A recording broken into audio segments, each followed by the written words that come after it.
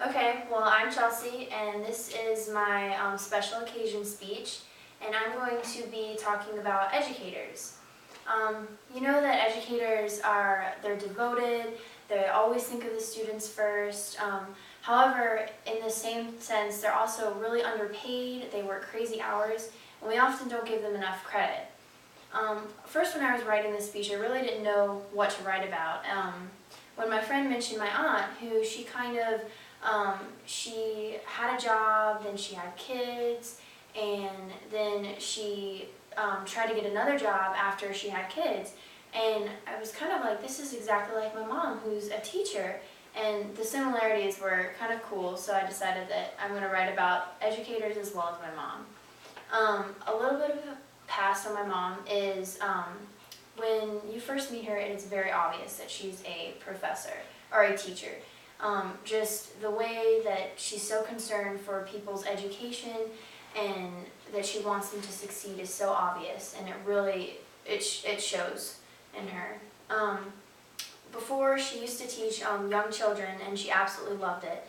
You can still see when she is around young children that she's very happy with them, and she wants them to be able to do their best. She even taught when she was pregnant, and then after she had me, she tutored, and even while she was tutoring, she still wanted to take care of me. She put the swing up, and she was still tutoring at the same time, and I really admire her for being able to multitask in that way. She also started homeschooling us through our whole middle school, high school, all of that.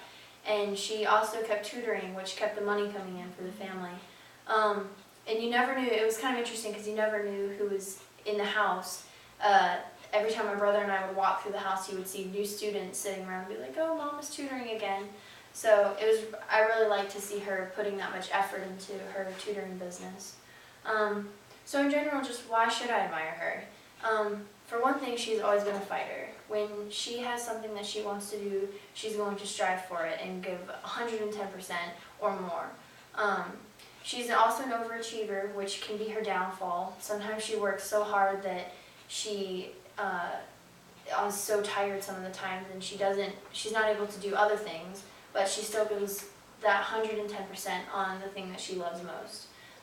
And she never gives up. That plays into the fact that she's always been a fighter.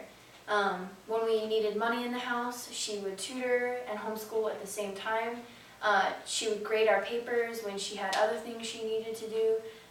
She just would always put education at the top. And she even, through this whole experience, she had a lot of health problems. Unfortunately, this kept her from working with younger kids. However, that didn't stop her from still teaching and moving her way up in education. And now she's actually an ambassador, and she's planning on becoming a professor. And you can just see that she continues to strive towards allowing people to reach their maximum potential.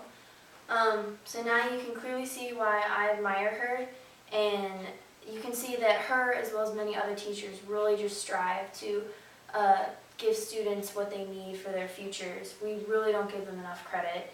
They put a lot of hours into the work that they do, and they're helping make the world a better place by teaching us, by teaching the teachers who are teaching us. So I just really admire professors and all that they do for us, and their perseverance is something that really needs to be admired. So, thank you. That was very good.